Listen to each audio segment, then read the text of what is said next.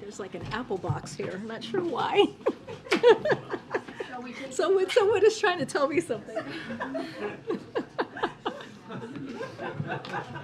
With that, Happy New Year, everybody. Welcome back.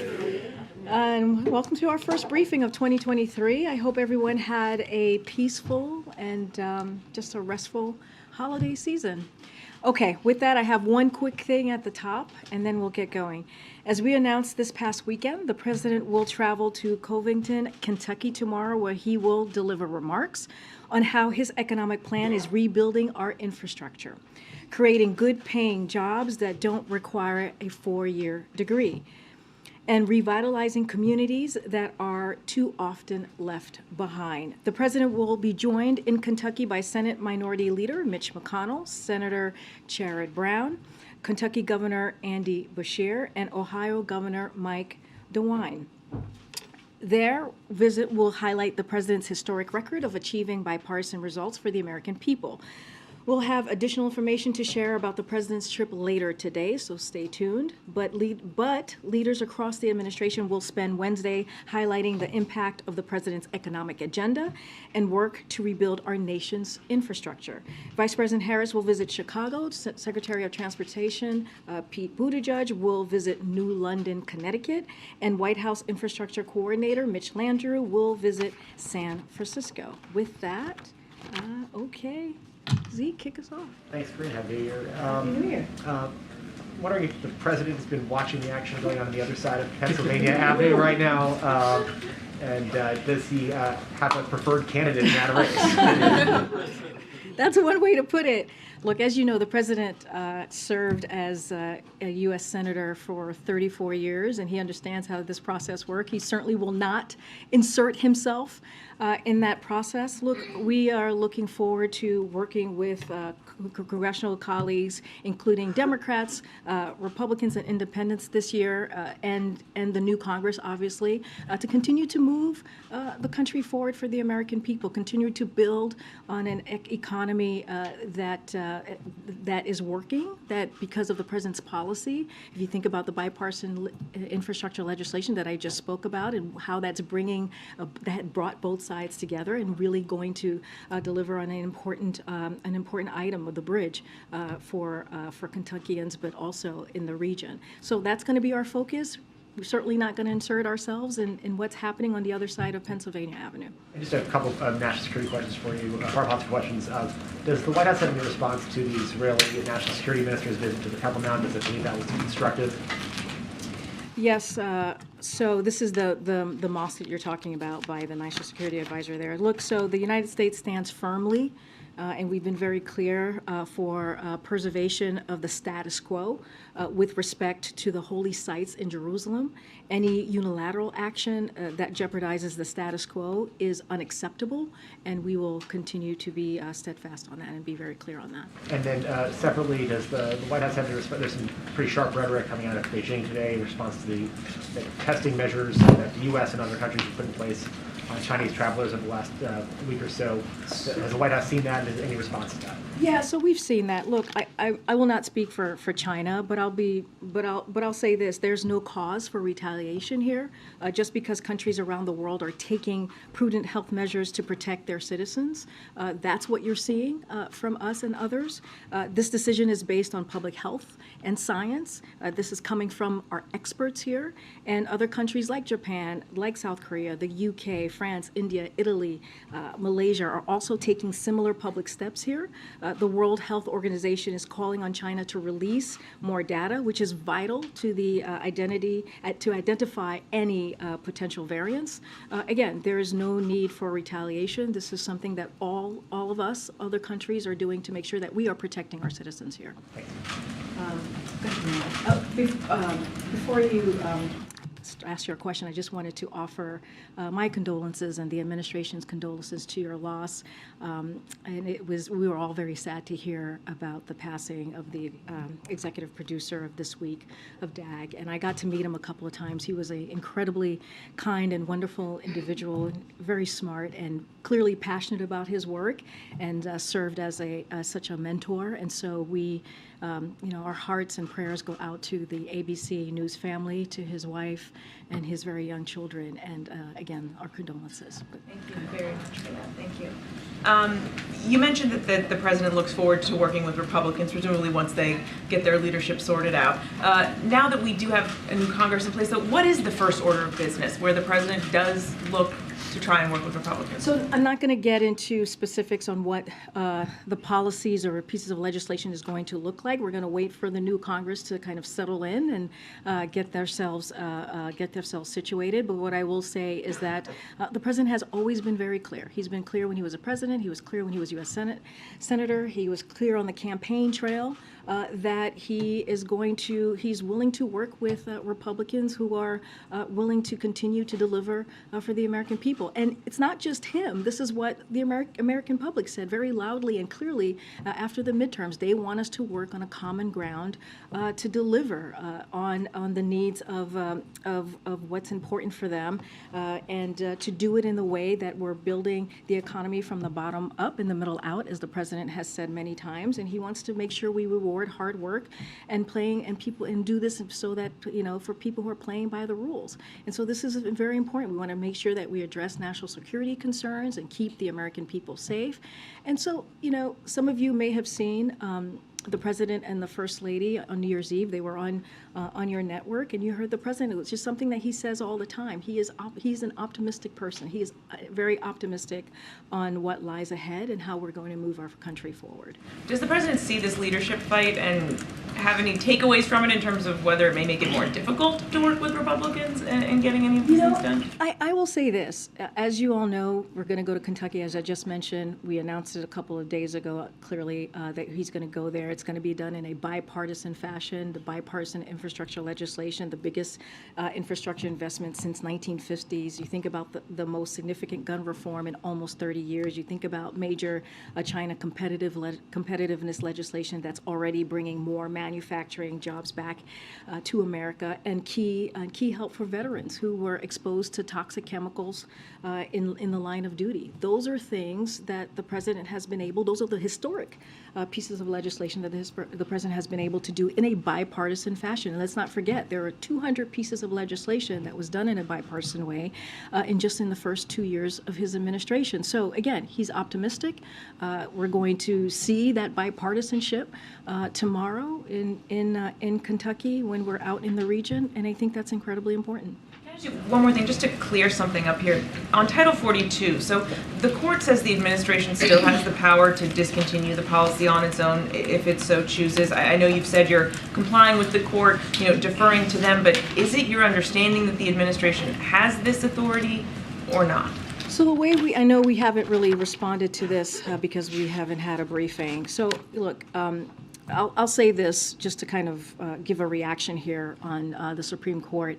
So, look, the Supreme Court's order keeps the current Title 42 policy in place while the court reviews the matter in 2023. We will, of course, the way that we see it, comply with the order and prepare for court's review. But at the same time, we're advancing our preparations, as I've mentioned, to manage the border in a secure, orderly, and humane way when Title 42 eventually lifts. And we'll continue expanding legal pathways for immigration. Title 42, as you all know, you've heard us say this many times before, it's a public health measure, not an immigration enforcement measure, and it should not be extended indefinitely. That is our view. That is what you've heard us say as this process has moved forward. To truly fix our broken immigration system, though, we need Congress to act. We saw the president on his first day in office put forth a comprehensive immigration policy legislation, and that he did that to show how important this was, how much of a priority this was for him. The Supreme Court's order gives Republicans in Congress plenty of time we believe, to move past political finger pointing and join our Democratic colleagues to fix and to work to fix this problem and come forth with a comprehensive way to move forward. But do you agree with the court that you have that authority? So yes, the way that I can speak to it from here, I'm not going to get into specifics. The way that we see it is we're going to comply with what the Supreme Court justice ruled in its current form with Title 42. I'm trying to understand, is there a difference of legal opinion here?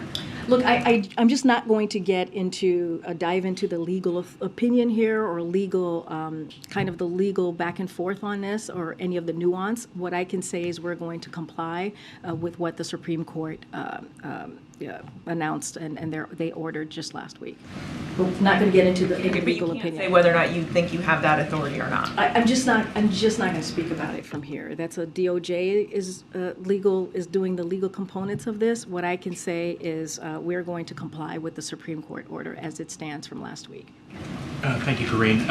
Just first, quickly on McCarthy again. I'm just curious if the president made this case on the campaign trail last year about how basically a vote for House Republicans would mean handing over leadership to MAGA extremism, in his words. Do you feel like this is an illustration of that in some way, and do you think it will make it harder for you to get deals done? I mean, the way that we see it is that, look, if you think about the midterms and if you think what was being written about leading into the midterms just a couple months ago, which was there was going to be a red wave, right? That's what we kept on hearing. And that didn't happen. Right? What we saw was the American people said very loudly and clearly they wanted us to come together and work towards a common ground, right? Whether it's to deal with the economy, continue to build on the president's economic policy, whether it's our national security, whether it's protecting women's health care, all of those things is what we heard from the American people, or protecting our democracy.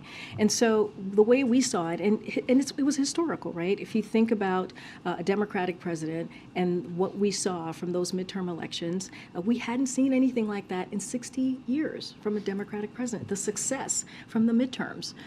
And it happened and it occurred because of this president's leadership, because of his messaging, because of what we led with, right? Because of all the policies that I just mentioned, including the bipartisan infrastructure legislation, right? Including the American Rescue Plan, which was the first piece of legislation that this president signed to get our economy back on its feet. And so we see this very differently. We see that the American public has given us a charge to work together, to work in a bipartisan way, to continue to build on what the president has been able to do the last 2 years. And did you invite Kevin McCarthy to the January 6th commemoration that you're holding here on Friday? I'll have more to say on what we're going to be doing on January 6th. Just don't have anything to share at this time. Okay, and then just one other topic. Do you have any reaction to the missile strike that killed several dozen Russian military personnel, and understand it was U.S. arms that were used in that missile strike? Any comment or concern about So that? I don't have an assessment for you on this. I would not want to speak for Ukraine about their own military operations. Again, I just don't have an assessment to share at this time. And has the president discussed it with Zelensky at all? I don't have anything to read out for you at this time. Go ahead. The event tomorrow is an interesting contrast with what we're seeing on the House floor today. Was that intentional? Were you thinking through, President, Senate Minority Leader, a bipartisan law the day after what I think everybody expected was going to be a rather chaotic day on the House floor? Phil, it really speaks to what I just kind of laid out for Trevor as we talk about the results of the midterm election and what the American people said very loudly and clearly. They want us to work together. They want us to work towards a common purpose that will deliver for them. But I'll say this: over the holidays, our team was consistently engaged with bipartisan congressional leadership, governors, and local electeds across the country to pull this trip together, from California to Kentucky and Ohio Illinois and also to Connecticut. And so this is important. And let's not forget, this is a bipartisan piece of legislation, this infrastructure legislation that was done many, many months ago. And so this is what we're going to see, what you all are going to see tomorrow. Certainly, I'm not going to get ahead of the president, is going to focus on this bridge, which is a main artery in that region that delivers for not just the people of Kentucky, but for that region as well. And so the president will speak more about this. You'll hear also a little bit more from us later today on what that's going to look like. But again, I think it can highlight that we do big, profound things for the country when we work together. And I think that's an important message to send to the American people, especially after the results of the midterm election. And then just one on foreign policy. Officials brought some clarity to this last night, but just from the podium. The South Koreans were talking about kind of expanding efforts together in terms of deterrence, given what we've seen from North Korea. Can you kind of detail what exactly that may be, or what President Yoon was talking about? So just want to be very clear, just to reiterate what the president said yesterday. We're not discussing joint nuclear exercises. The ROK is a non-nuclear weapon state. So just want to be very clear on what the president was saying, and it is very much how it stands. But following their meeting in Cambodia, President Biden and President Yoon tasked their teams to plan for an effective, coordinated response to a range of scenarios, including nuclear use by North Korea. And so that is what the teams are working on, and what President Yoon was clearly referencing when he made his comments yesterday. And I will point you to his statement. He also made that clear in his most recent statement. So the United States is fully committed to our alliance with the ROK and providing extended deterrence through the full range of U.S. defense capabilities. One quick follow-up on Phil, and then another. Did the president over the holidays reach out directly to Senator McConnell to invite him to the event tomorrow as a show of the bipartisanship that you guys say? So as you know, we do not talk about or lay out private conversations with congressional leadership. Well, sometimes we do, but When it's in your interest. well, you know. All right, you may have caught me there a little bit, but look, I'm not gonna. You're gonna see them tomorrow. You'll be able to see for yourself that relationship that has been, they've known each other for some time now. But look, again, I'm not going to get into private conversation between the president and members of Congress, but what I can say and share with all of you is that our team was consistently engaged with bipartisan leadership, as I just mentioned, not just in Congress, but also with governors and local leaders. And this is an important issue, right? Again, let's not forget what the American people said very loudly. They want us to continue to build on policies like the president's going to talk about tomorrow, this bipartisan infrastructure legislation, and want to be very serious here. When you think about infrastructure, it is connecting communities, and that's what it is one of the vital things that we will see tomorrow when we are at the bridge. And then one just real quickly about the next trip, the Mexico City trip. I imagine you guys are going to do some sort of briefing later, but can you give us some sense of what the agenda is? Obviously trade, but immigration, Title 42. What's the message? And I admit I don't have the details, but apparently there was some reporting this morning that AMLO had sent a letter or some sort of communication to the U.S.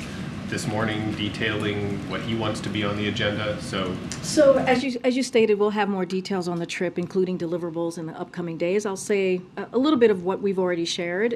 As you know, we're going to go on the 9th and the 10th. The president's going to be traveling to Mexico City for the North American Leaders Summit alongside President Andres Manuel Lopez Obrador of Mexico and Prime Minister, Justin Trudeau of Canada. The Knolls will be an opportunity for President Biden, Prime Minister Trudeau, and President of Mexico to promote a common vision vision for North America with concrete initiatives that will address climate and environmental challenges, increase North America's competitiveness, protect the health and safety of our citizens, jointly respond to irregular migration in the region, and advance diversity, equity, and inclusion as well. We will, as you noted, as we get closer to the trip, we'll certainly have more to share with all of you.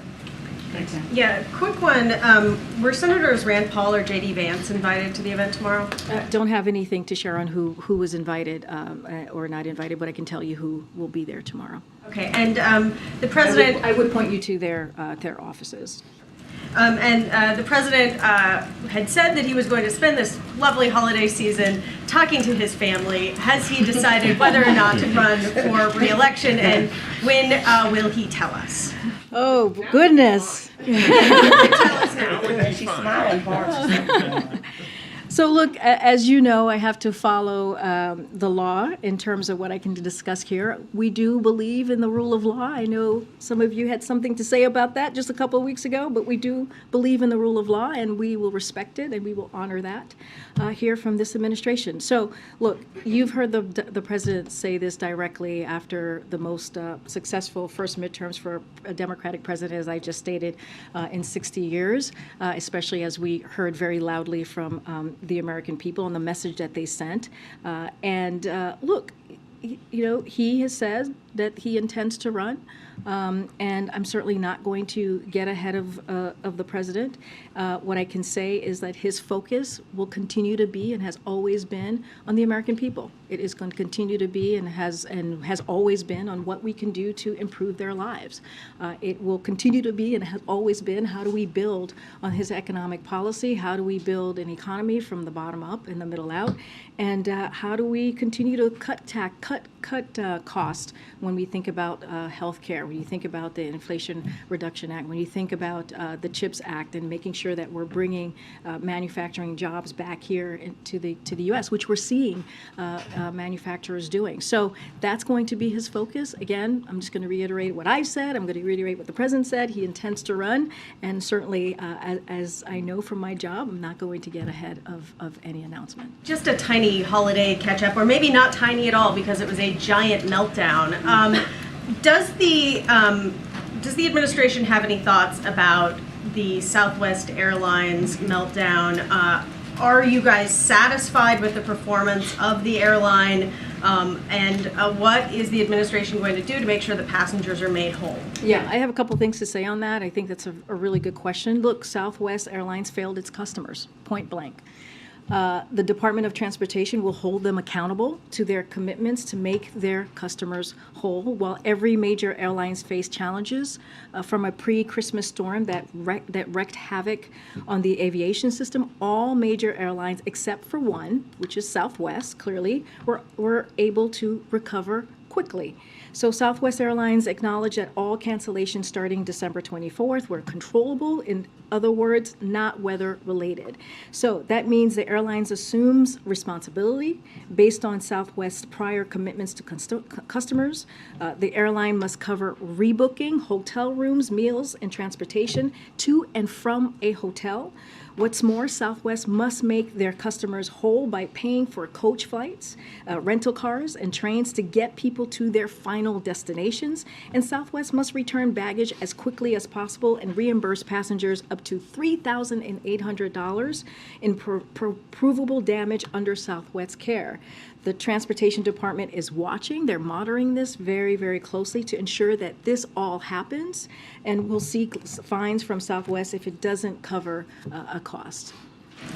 Thank you, Karine. Happy New Year. Happy New Year. To follow up on Tam's question, after we saw thousands of flights over the summer be canceled and delayed, we heard a very similar sentiment that you just said from Secretary Buttigieg, that we have to put more pressure on the airlines, that he thought that things would get better by the holidays, that you're pressing the airlines for better service.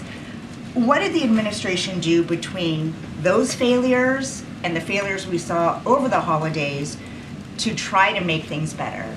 So just a couple of things. So since 2020, to your question, our administration has made it a priority to help people get their money back from airline disruptions. That aggressive work has brought real results for the American people. In 2022, DOT issued the largest consumer protection fines against airlines in U.S. history. The Department of Transportation will seek fines from Southwest, as I just mentioned, to make sure that they cover cost as required. And look, our administration is going to continue to press for long-term solutions. This is something that we are committed to. You heard the president speak about this, making sure that customers who are kind of left behind, essentially, are able to recover in whole. So just two things I just want to lay out. In June, Secretary Buttigieg called a meeting of airline CEOs to address the unacceptable rate of cancellations and delays we saw during the summer, and demanded more realistic scheduling and better customer service. As a result, cancellations have decreased significantly since the summer, with the exception of Southwest over the holidays. Let's remember, all the other airlines were able to get back on their feet except for this one airline, which is Southwest. So look, these continued problems are unacceptable, and we will be very clear about that. And you've heard directly from the Department of Transportation, from Secretary Buttigieg over the last couple of days on this specific issue. Congressman Ro Khanna said that this mess with Southwest could have been avoided. And he questioned why his recommendations to Buttigieg 6 months ago were not followed. Do you have any response to either of those things? So look, I just laid out what. Look, we respect Congressman Ro Khanna. He is a friend of the administration. We've worked very closely with him. But I just laid out how seriously we have taken this since 2020, and the actions that we took certainly in 2022 over the summer, as you mentioned, the cancellation. And we have said very, very loud and clear, this is unacceptable. What we're seeing from Southwest specifically. Look, the work continues, and we are always welcoming to hear from others on how we can better help to improve this. But again, this is something that we have taken very seriously. We've laid out specific steps on how to move forward here. And I'm sure you all saw the letter that Secretary Buttigieg wrote to Southwest CEO about this particular issue.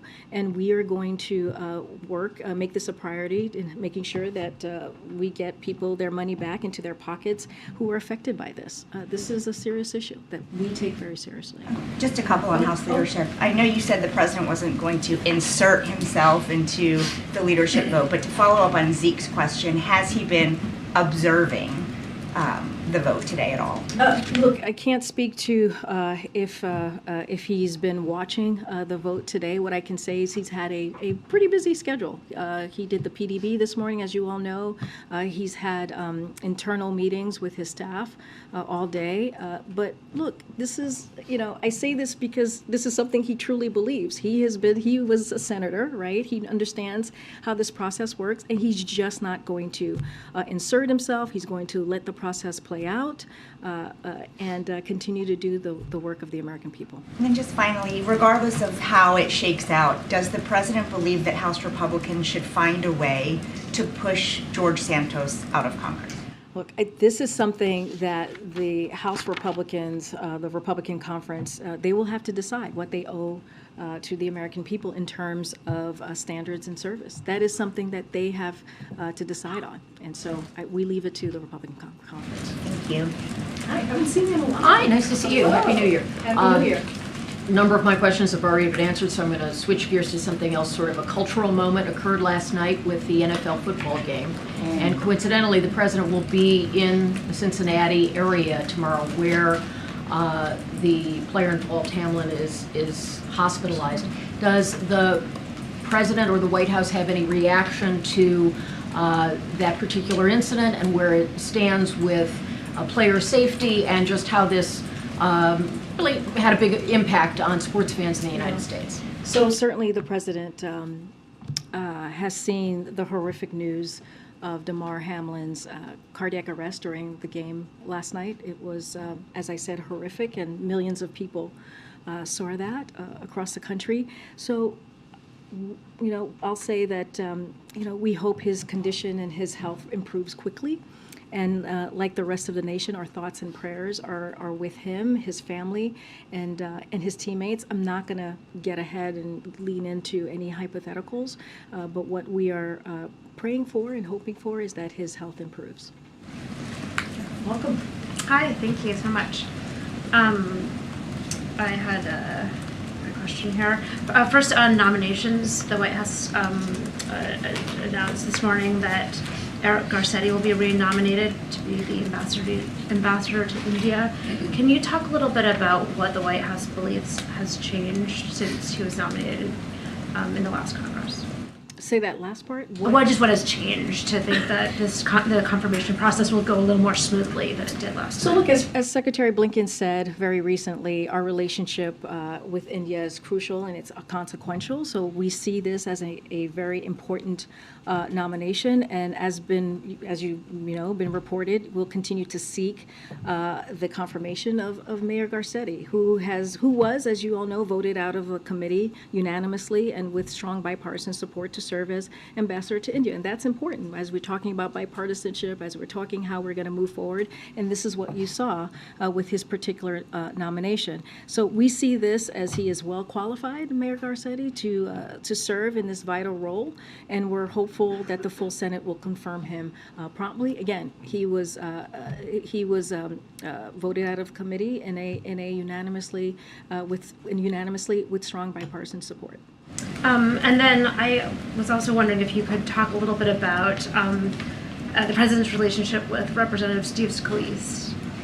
Oh, I want to be careful here. As I said, we're not going to insert ourselves. I feel like this is where this is going. I just want to be careful in what's happening right now. Look, the president, as you know, was vice president. He was a senator for 34 years. He has many relationships with members of Congress.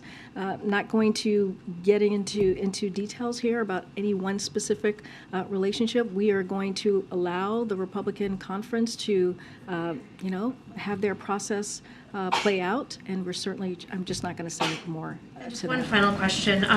In November, President Biden said that he had completed, quote, part of my physical and would be getting it by the end of the year. Has the president completed his physical, and will the White House be releasing? We are, to start with your last comment first, we will be releasing his full physical in a transparent way, the way that we did the first time around as president. So that is going to happen. I've said that before from here. Don't have a timeline for you. It's going to happen in the next probably couple of months. But I'll say this, the doctor has said this as well, is that the president is in good health. He's very active. You see it for yourself with your own eyes, but we will be sure to be transparent, just like we were the first go around when he in his first year as his presidency. Go ahead, Stephen. Thanks, Karine. It's been a century since the House of Representatives has failed to choose a speaker on the first ballot. Since then, a couple of modern exigencies have been essentially offered by the Congress to deal with modern potential problems. One is presidential succession. Another would be intelligence briefings.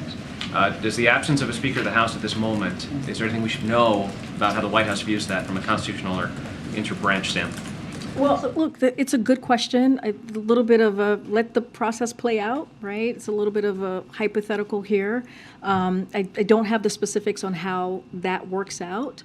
But look, we have to see what the Republican conference does. Again, we're not going to interfere. We're going to let that process play out. Just don't want to kind of dive into any hypotheticals until we see what occurs today.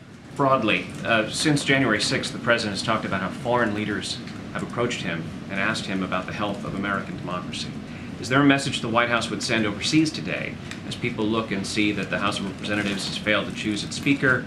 Does it portend gridlock for the next 2 years, an inability of government to function here in the United States? Look, I think the president would point to what the American people have been very clear about, what the American people said, and I said this earlier.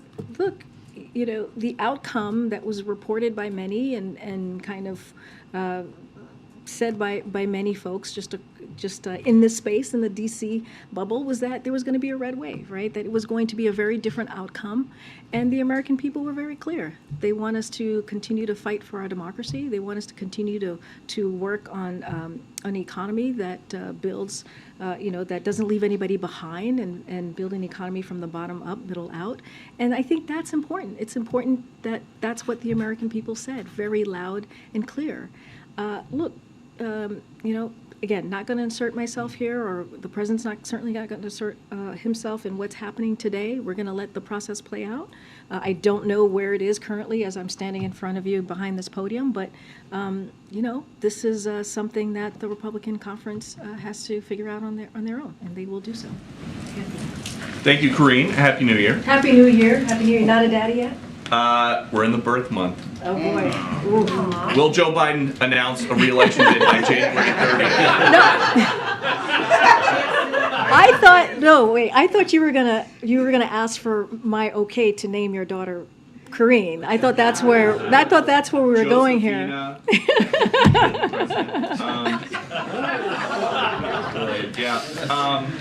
I don't know. I think Karine sounds just as good too. Okay. Yeah, I'm just saying. Take it under advisement.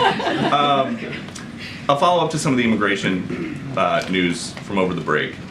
Does anybody around here think that the southern border is secure?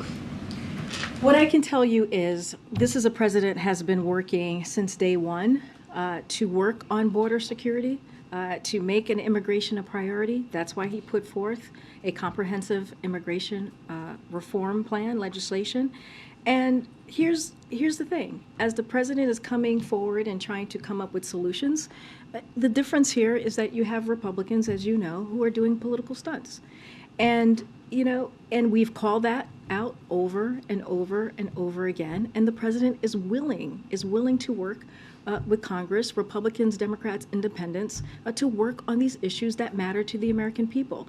But this is an issue that the president has taken very, very seriously since day one of his administration. But roughly 7,000 migrants crossing every day illegally. Does the White House believe the border is secure?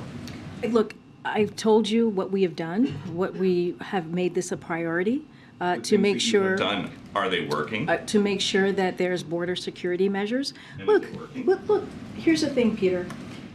The president has taken historic actions, right, that no other president has been able to do. When you think about the 23,000 agents that we have been able to put out there to deal with the issue that we're seeing at the border. And that is something that he did without a lot of Republican support. Right? Make sure that we are dealing with a real issue. When you think about the smugglers, really putting a plan in place that we deal with the smugglers, right? And we have to be very careful here, Peter, on how we talk about this, because if we talk about it in a way that is misinformation, then it helps the smugglers. And so these are the issues that the president has taken incredibly seriously. And again, I will say this, I just said it moments ago, he's willing to work with Republicans, he's willing to work with Democrats, he's willing to work with independents to work on this issue, to move forward with his comprehensive plan that he put forward on day one of his administration. And another topic with the new Republican majority coming in, the House Oversight Committee is laying out their new investigations. And they claim to have evidence that Joe Biden lied to the American people about his involvement in his family's business schemes. Did he? So look, I've said this before and I'll say it again. House Republicans promised that fighting inflation during the midterms was going to be their number one priority. That's what they said was important to them, and that's what they said that they wanted to do.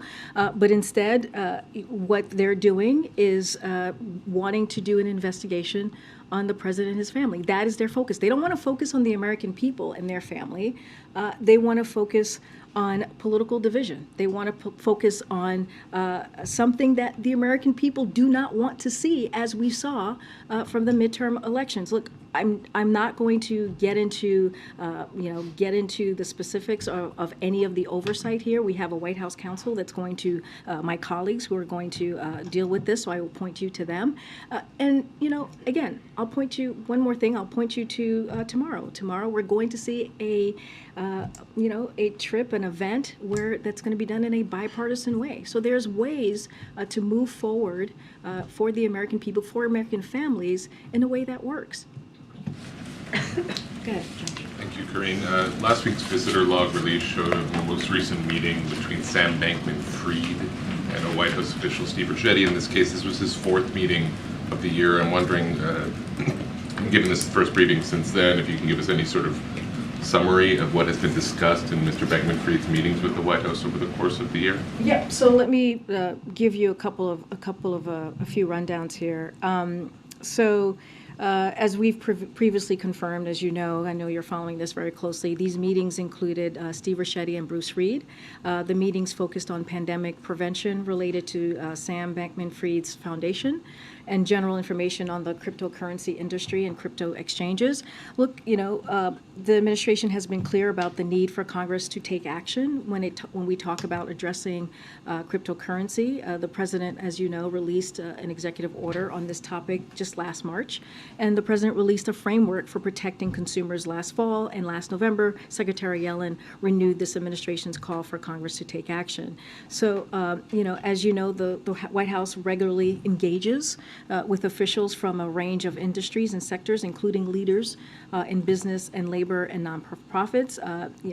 Again, this meeting with Sam Bankman-Fried was focused on pandemic prevention related matters and cryptocurrency and crypto exchanges. When you were last asked, General information.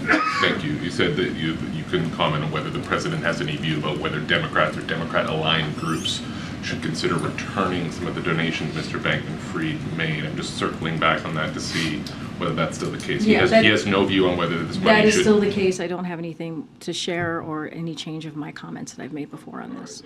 Looking forward to this year, a lot of the last 2 years' accomplishments that you talk about seem less likely in a divided Congress, needless to say. Can you give us a sense of what you see as a sort of baseline target for success from your view in 2023? What do you hope to get out of a year with the divided Congress when some of the things that he relied on sort of heavily in the last Congress won't really be available to him this time around? I mean, look, I just mentioned, we're going to be in Kentucky tomorrow with Mitch McConnell, the Senate Minority Leader.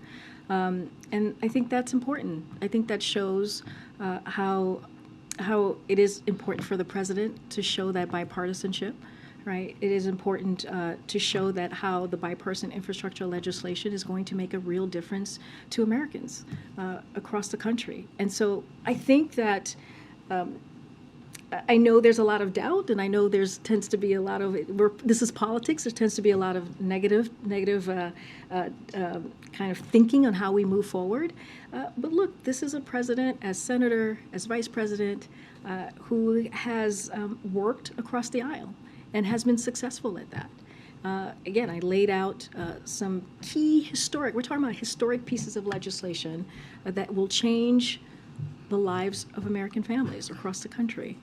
And so that matters. So we're going to continue to do that. We're going to continue to work with Democrats, Republicans, independents who are willing to continue that work that he has done the last 2 years on building on his economic policy. It does not end.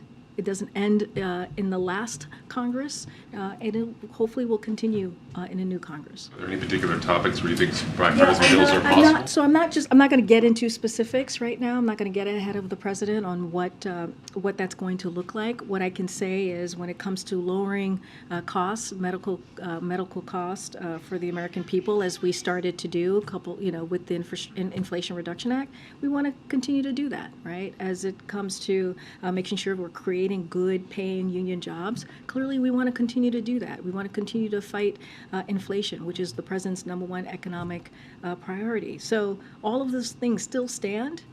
It's just a different year. Karine, I want to kind of piggyback off of Stephen's questions. Today is a very newsy day on the Hill, and the number 218 for the second time is elusive for Kevin McCarthy.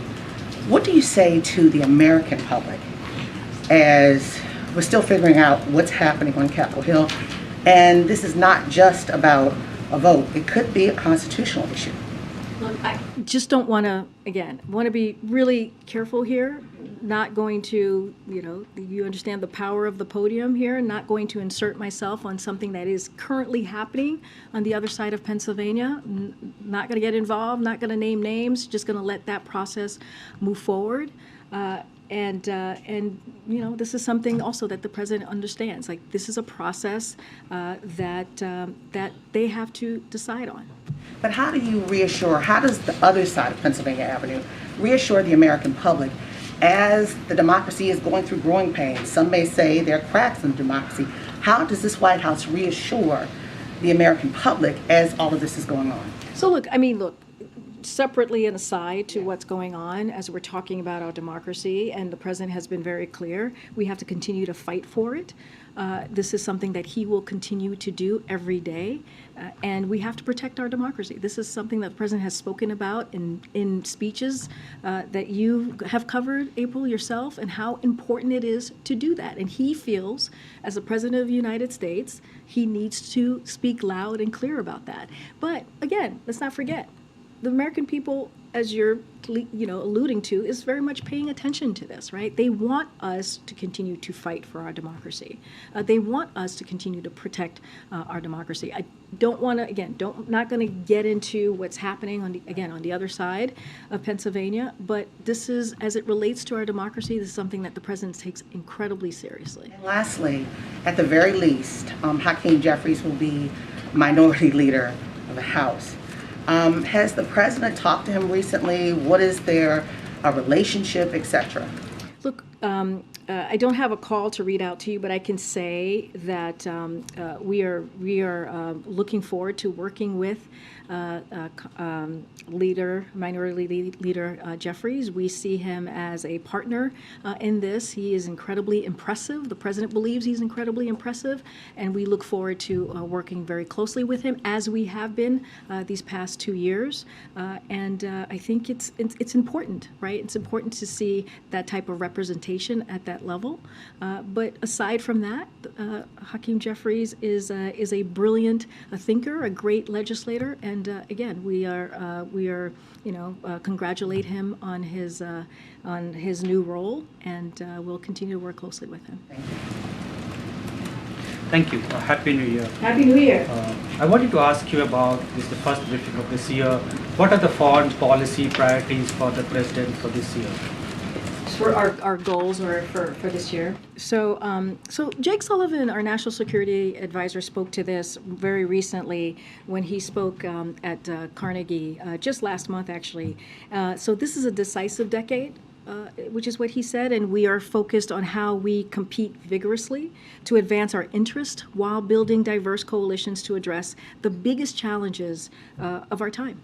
And if you look at 2022 just alone, as a standalone, President Biden hosted and met with leaders of the Americas, of Africa, of Southwest Asia, the Middle East, and the Pacific Islands. That is something that the president did in just 1 year alone. He's attended very consequential, if you think about it more holistically, the G7, G20, and NATO summits.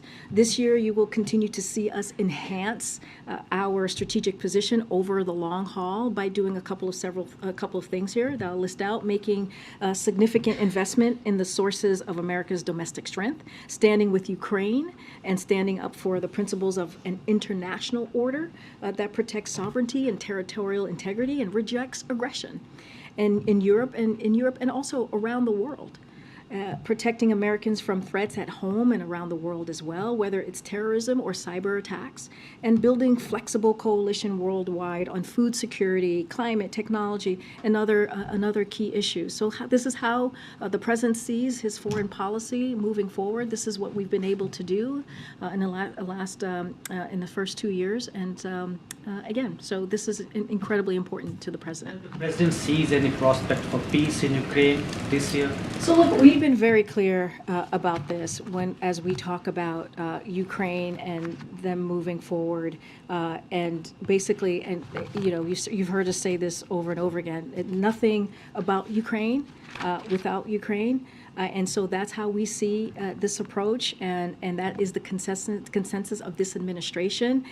We all support a just peace. That is something that we all support. You heard the president say those very words at the press conference, the 2+2 that he did when President Zelensky made his first trip in 300 days since the war, the aggression, Russian aggression started. But when we talk about just peace, that must include UN principles of sovereignty and territorial integrity, as I just laid out as we look at our 2023 goals. It is hard to take seriously the idea that Russia is prepared for good faith diplomacy when they are doubling down. And you guys are reporting in this. They are doubling down on annexing Ukrainian territory and insisting they get to keep it. And that's what they're doing. So that's not a basis for real diplomacy at all. So our job is to keep supporting Ukraine on the battlefield so that they're in the best position to negotiate at the table when that does occur. And finally, on Sunday, a large number of Afghan American women held a protest in front of the White House against the recent restrictions the Taliban has imposed on girls' education. What is the president's message to these Afghan American women? So we stand with Afghan women and condemn the Taliban's indefensible decision to restrict women's education and their rights. And so as we have made clear, these actions by the Taliban will further alienate them from the international community and deny them the legitimacy that they so desire. And so we remain in touch with our partners and allies on this issue, and we'll continue to take steps to advance our shared efforts to support Afghan women and girls and provide a robust humanitarian support to the people in Afghanistan, and we will be steadfast about that. Thank you. Thank you. Happy New Year. Happy New Year. Is the White House concerned at all about the Israel and Russia seem to be the new Israeli government and the Putin government closing ranks, it seems, quite openly? And just a very quick other question, do you have anything on the possible Kishida bailout here at the White House? Thank you. So on your first question, so look, I'm not going to speak for Israel here, but the U.S. position remains clear. And it's basically a little bit of what I laid out just moments ago. Russia's war in Ukraine is a violation of international law and serves as a threat to global peace and security. The United States will support Ukraine as long as it takes in the face of this unprovoked war of aggression. And our support will continue for as long as it's needed. Extremely close ally, Israel. You don't want to speak for the Israelis, obviously, but there's an extraordinarily close alliance. So does the U.S. not have anything more to say on? I mean, we have said this about many other countries, right, who have been, where we have been asked about their relationship with Russia. Look, we're just not going to speak for them. We're going to lay out what's at stake and what's important in this moment. Thanks. Kishida. We'll have more to say about that soon. Don't have anything right now to share. Karine. Thanks, Karine. Yeah, Happy New Year. So the president took credit when gas prices were coming down. Now the barrels leaving the Strategic Petroleum Reserve, well, that's ending. The president's not changed anything with energy policy. Is the president's policies then taking credit for the gas prices rising over the past 7 days? So look, I want to make note here because this is important. We've made significant progress in lowering the prices, gas prices specifically. Prices are down nearly $2 per gallon and are lower today than they were 1 year ago today, this very day. So we've seen a slight increase, yes, over the past week due to cold weather that shut down some refineries, but those refineries are coming back online, as some of you have reported, and President will continue to do everything he can to keep lowering costs for American families. That is a priority that you hear from him anytime he talks about the economy and how he wants to continue to lower costs for Americans. Once these refineries come back online, you expect the gas prices to come back down. And the price of gas when the president came into office was $2.39 a gallon. I know, but I'm talking about 1 year ago, and that was 1 year ago was not when he came into office, right? So, and we have been able to lower the price by nearly $2 per gallon. And let's not forget, one of the reasons 1 year ago we were dealing with this almost 1 year ago was Putin's war, and which caused gas prices to increase, and that started in February of just last year, February 24th to be exact. And so that's what I'm talking about. We've been able to do that work to bring costs down by nearly nearly $2 a gallon. Look, we expect once those refineries are getting back online, that prices will continue to decrease. Thanks, Karine. Back on the president's trip to Mexico in the next few days, what is his message, or will his message be when he's there, to would-be migrants who may be confused about what the United States' immigration policies are right now, given the back and forth over Title 42? And is there any specific action that he wants President Lopez Obrador to take to help lower the number of illegal border crossings? So, look, I'm not going to get ahead of what's going to be discussed or what's going to be on the agenda. We'll certainly have more to share in upcoming days as we get closer to the trip on January 9th. Look, irregular migration is certainly one of the key issues facing our hemisphere, and it will certainly be one of the important topics of discussion at the NALS, right? That is something that certainly will be discussed. The president is looking forward to meeting with Mexico and Canada to continue coordinating a regional response, which you have seen over the past several months to irregular migration in the region, including through the continued implementation of the principles outlined in the Los Angeles Declaration on Migration and Protection. So we have been working with the two countries for this past year or so on dealing with irregular migration. That is going to continue. Certainly not going to get ahead of that. There's a weird noise happening. Okay. Karine, real quick, Yes, when it comes sorry. to the president, Sorry. when it comes to the president's legislative agenda, do you have any sense of when the State of the Union is going to take place? Do you expect that to be this month? That's a good question. I don't have anything to share with you. As you know, the State of the Union is an important opportunity for the president to lay out his vision in front of not just Congress, but to the American people for this year. And so I know he looks forward to doing that as he did last year. Just don't have anything to share on that. Speaker has to invite him, right? The Speaker does have to invite the That's president, right. but perhaps the president would like to do it this month versus next month. The Speaker, you're right. The Speaker does have to invite him, so don't want to get ahead of that process. Okay. Thanks, Karine. D.C. Mayor Bowser, in her inaugural speech, called on President Biden to end work from home for federal government employees or turn over vacant government buildings. She said, "We need decisive action by the White House to get most federal workers back to the office most of the time, or realign their vast property holdings for use by the local government, nonprofits, businesses, or," she said, "any user willing to revitalize it." Does the White House have a response to Mayor Bowser, and has anybody spoken to her about this proposal that she wants? So this was yesterday.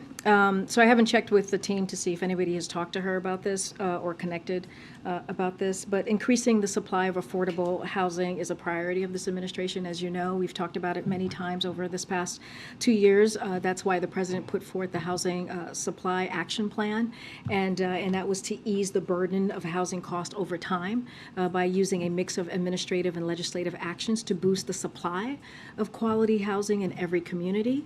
I don't have any announcement to make from here or to any response really to Mayor Bowser, but clearly this has been a priority for this president, which is why he put forth this action plan. Specifically on the issue of federal workers, in his Christmas speech on December 23rd, the president said, "Things are getting better. COVID no longer controls our lives. Our kids are back in school. People are back to work." What does he see as the future of federal work in D.C. for the federal workforce in terms of employees working at home versus working in the office, given the large numbers of employees and the large numbers of buildings that they work in this city, and what that means for the downtown area here? No, very good question. Don't have an announcement to make at this point. Look, we listen to the experts, right? We certainly follow the science and listen to the experts. Just don't have anything to announce today on any changes to that particular as it relates to federal buildings and federal workers. But look, just to reiterate what the president said, we are in a different place than we were when he walked into this administration. He put together a comprehensive COVID vaccination plan that made a difference, that helped put our economy back on its feet. And look at us today. I remember you guys, some of you were here for Jen's first briefing. There were 14 of you masked up. And look where we are 2 years later. We are in a different place. And so I think that's important to note. We are going to continue to share our message with the American people to get that new vaccine. It is important. It will help it will help continue to get us back into a place where it doesn't disturb our lives the way it did 2 years ago. We know the tools that work. We know what we need to do, and so we need to make sure that we continue to communicate with the American people on getting that vaccine, and so we'll continue to have that conversation. Thanks, Karine. Oh, okay. Karine, question on Pope Benedict. Karine, Pope Benedict, question. Okay, all right. I'll take. Sure. I'll take your. Go ahead. All right. Happy New Year to you. Happy New Year. Actually, two. Okay. One. Two questions. Well, same on Pope Benedict. Okay, Happy New Year's two, meaning two. Okay, gotcha. Yeah, all right, we'll start this all over. Yes, let's start this. Pope Benedict, his funeral is Thursday, the late Pope Benedict, his funeral is Thursday. Is the U.S. sending a delegation to Rome, do you know? So let me just first say, because we haven't been able to be on the record on this since the passing of the Pope. So as the President said in his statement, as I'm sure you saw, he joins Catholics and so many others around the world in mourning the passing of Pope Emeritus Benedict XVI. He will always remember the Pope's generosity and meaningful conversation they had when he visited the Vatican in 2011. So to answer your question, the U.S. Ambassador to the Holy See, Joe Donnelly, will represent the United States at the funeral of the Pope in line with the wishes of the late Pope and the Vatican. This is what their requests were. This is what their wishes were. And so that's what you'll see from the U.S. Following up, I know you read a statement there, but what did Pope Benedict mean to President Biden as a Catholic? You know, the President, as you know, he takes his faith very seriously. This is someone who is passionate about his faith. That's not something I even need to tell you. You know this for yourself. And he remembers the Pope.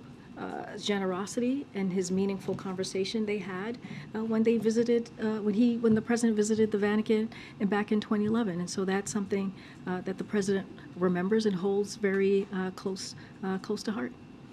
Okay, all right, guys. A technical issue. All right, well, guys, I'll see you on the road tomorrow, and we'll be back in the briefing room on Thursday. Thanks, everybody. Thank you.